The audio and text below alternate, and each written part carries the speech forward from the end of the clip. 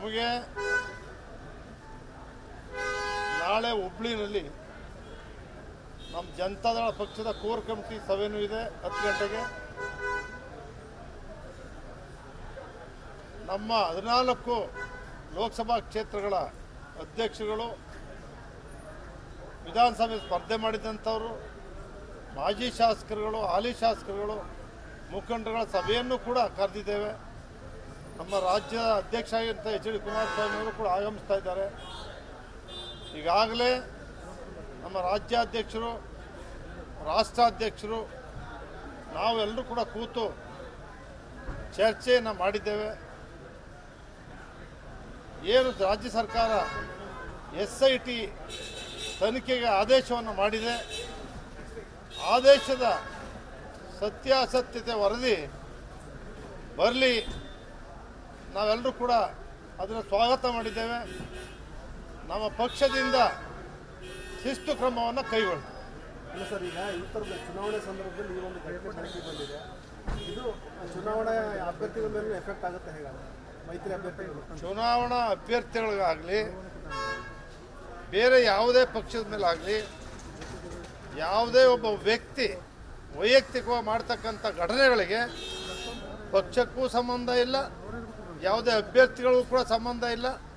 ಅದು ಯಾರಿಗೂ ಸಂಬಂಧಪಟ್ಟದಲ್ಲ.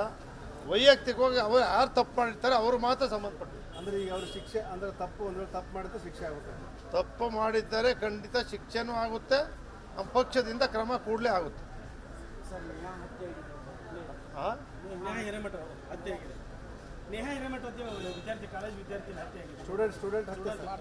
ಈಗಾಗಲೇ ಅದ್ರ ಬಗ್ಗೆ ನಿಮಗೆ ಗೊತ್ತಿದೆ. ಅವರನ್ನು ಬಂಧಿಸಿ ಅವ್ರನ್ನ ಗಲ್ಲಿಗೇರಿಸಬೇಕು ಅಂತಕ್ಕಂಥ ಒತ್ತಾಯ ನಾವೆಲ್ಲರೂ ಕೂಡ ಮಾಡಿದ್ದೇವೆ, ಮಾಡ್ತಾ ಇದ್ದೇವೆ. ಶ್ರೀನಿವಾಸ್ ಪ್ರಸಾದ್ ರವರು ಇಂದು ಬೆಳಗಿನ ಜಾವ ನಿಧನರಾಗಿದ್ದಾರೆ. ಅವ್ರ ಪಾರ್ಥಿವ ಶರೀರವನ್ನು ಮೈಸೂರಿನ ಮನೆಯಲ್ಲಿ ತಂದು ಇರಿಸಿದ್ದಾರೆ. ಶ್ರೀನಿವಾಸ್ ಪ್ರಸಾದ್ ಅವರು ವಿದ್ಯಾರ್ಥಿ ಜೀವನದಲ್ಲಿ ರಾಜಕಾರಣವನ್ನು ಪ್ರವೇಶವನ್ನು ಮಾಡಿದಂಥವ್ರು. 1974ರಲ್ಲಿ ಚುನಾವಣೆಗೆ, ವಿಧಾನಸಭಾ ಚುನಾವಣೆ ಸ್ಪರ್ಧೆ ಮಾಡಿದಂಥವ್ರು.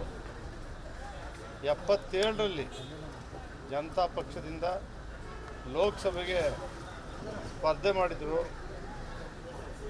ಮತ್ತು 78ರಲ್ಲಿ ಅಸೆಂಬ್ಲಿ ಚುನಾವಣಾ ಸ್ಪರ್ಧೆ ಮಾಡಿ ಮತ್ತೆ ಸೋತಿದ್ದಂಥವರು. 1980ರಲ್ಲಿ ಲೋಕಸಭೆಗೆ ಗೆದ್ದವರು.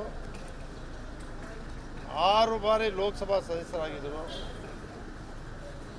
ಸುಮಾರು 99ರಿಂದ 2004ರವರೆಗೆ ಸಮತಾ ಪಾರ್ಟಿಯಿಂದ ಜಾರ್ಜ್ ಫರ್ನಾಂಡಿಸ್ ಅವ್ರ ಜೊತೆಯಲ್ಲಿ ಕೇಂದ್ರದ ಮಂತ್ರಿಗಳು ಕೂಡ ಆಗಿದ್ದರು. 2004ರಲ್ಲಿ ಮತ್ತೆ ಜನತಾದಳಕ್ಕೆ ಬಂದಿದ್ದವರು.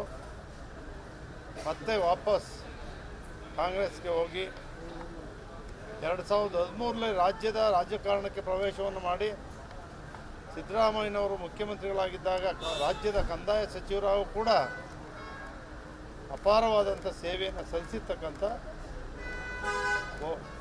ನಂತರ ಮತ್ತೆ ಭಾರತೀಯ ಜನತಾ ಪಕ್ಷದ 5 ವರ್ಷ ಲೋಕಸಭಾ ಸದಸ್ಯರಾಗಿದ್ದರು. ರಾಜ್ಯ ರಾಷ್ಟ್ರ ಮಟ್ಟದಲ್ಲಿ ಸೇವೆಯನ್ನು ಸಲ್ಲಿಸತಕ್ಕಂಥ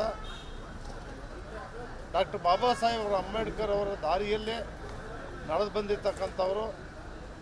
ನೇರ, ನಿಷ್ಠುರವಾದಿ, ಎಲ್ಲರನ್ನ ದಲಿತ ಶೋಷಿತ ಸಮಾಜದ ಧ್ವನಿಯದ್ದ ಆ ಕಾಲದಿಂದಲೂ ಕೂಡ ಶೋಷಿತ ಸಮಾಜದ ಧ್ವನಿಯಾಗಿದ್ದಂಥವರು.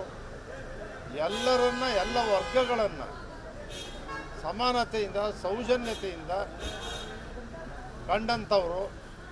ಯಾವುದೇ ಒಂದು ಅಹಿತಕರ ಘಟನೆ ನಡೆದರೆ ಆ ಸಮಸ್ಯೆಯನ್ನು ನೇರವಾಗಿ ಬಗೆಹರಿಸ್ತಕ್ಕಂಥ ಒಂದು ವ್ಯಕ್ತಿತ್ವ, ಒಂದು ಗಟ್ಟಿತನ, ಒಂದು ಗಟ್ಟಿ ನಾಯಕತ್ವ ಅವ್ರಿಗಿತ್ತು.